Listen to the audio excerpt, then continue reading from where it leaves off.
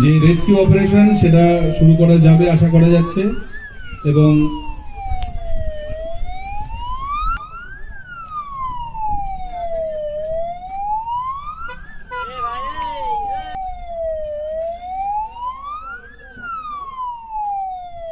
পৌঁছে গেছেন, রিপোর্ট করছেন এনডিআরএফ এর পক্ষ থেকে।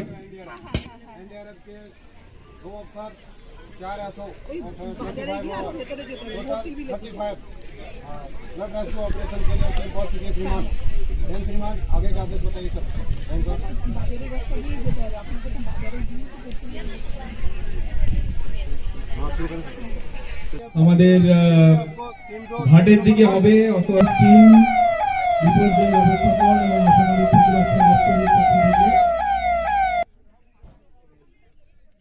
ইনসিডেন্ট কমান্ডারের কাছে।